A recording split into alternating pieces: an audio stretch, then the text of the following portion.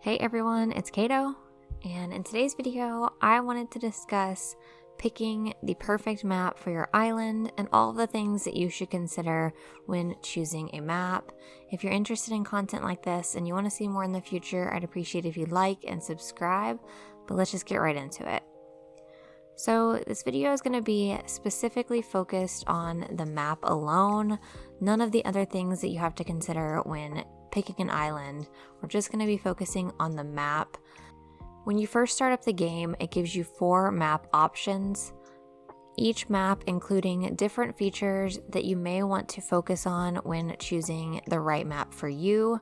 Keep in mind that if you don't like one of the maps that comes up, you can always close out of the game, reboot it, and start again so you can get 4 more map options.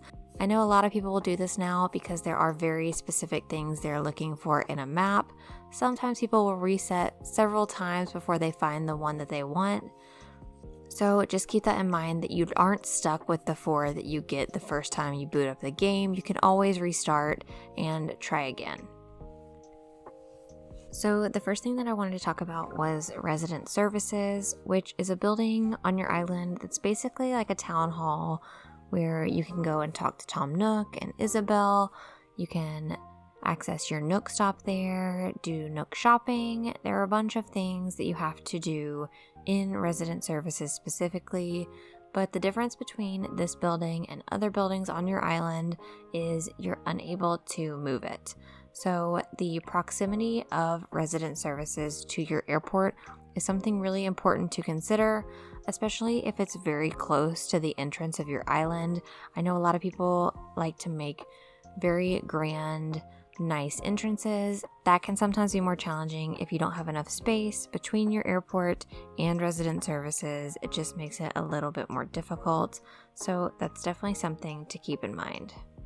I just wanted to note, along with resident services, the airport is obviously something you can't change the location of, so keep that in mind as well. Alright, next up I wanted to talk about the river mouths or river exits on your island. You're going to have 2 river mouths, and these areas of your island you cannot change. So the rivers will either be one south, one east river mouth, one south, one west river mouth, or dual south river exits. There will never be any to the north. I know a lot of people really struggle when they have 2 south-facing river mouths, so that's something to keep in mind. The location of your river mouths will kind of dictate the size of your beaches, so sometimes people will struggle if the beaches are really small. It kind of limits where you're going to place things. For me, the river mouths aren't as important because I normally completely terraform out my rivers and build my own. If I don't like a river mouth where it is, I will just build a cliff in front of it and then have a waterfall exiting into the ocean, and then I'll build my own rivers throughout the island how I want them. So while you can't modify the actual exit of the river, you can modify the river itself, so just keep that in mind. Alright, the third thing I want to talk about are the rocks and the dock on your island. Each island will have its own set of rocks, some of them larger, some of them smaller. This is important for some people if they want to decorate on their rocks. I know a lot of people like the look of them. I personally don't really care for the rocks, so I'm fine with an island that has fewer rocks. Also, the dock on your island, you cannot change the location of it. It can be on the left side or the right side of your island, and the size of your dock varies. Some of them are longer, some of them are shorter. This is something that doesn't really impact me, but I know some people do like to have a little bit longer dock, and it's just something else to keep in mind. Alright, next up I wanted to talk about the peninsula, or the little outlet of land that you have on your island. These also vary in size, shape, and where they're located on your island. So if there's something in particular that you would like to put on the peninsula, that is something else to consider. The last thing I want to talk about when trying to pick a map is the location of your secret beach. This is something else that will not change. Your secret beach is just this small little area of beach on the northern side of your map.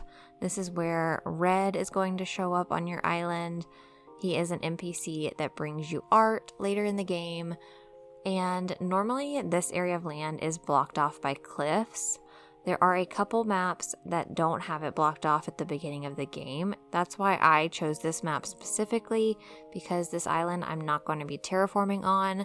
So I did want to have access to this beach area without having to terraform any land to get back there, or without using a ladder. So having this area open was really important for me. But the secret beach is just another spot on your island that you cannot change, and something that you may want to look at when you are picking a map. So these are the things that I recommend you look for when picking a map. I hope this helped you out. Let me know, is there anything else when you're choosing a map specifically that you look for? Obviously, there are other things that are involved, like your native fruit, your native flower. All of those things also come when picking your island, but I really wanted to focus on the map specifically in this video. Let me know what you guys think in the comments below. If you liked the video, I'd appreciate if you like and subscribe, and I'll see you in the next one. Bye.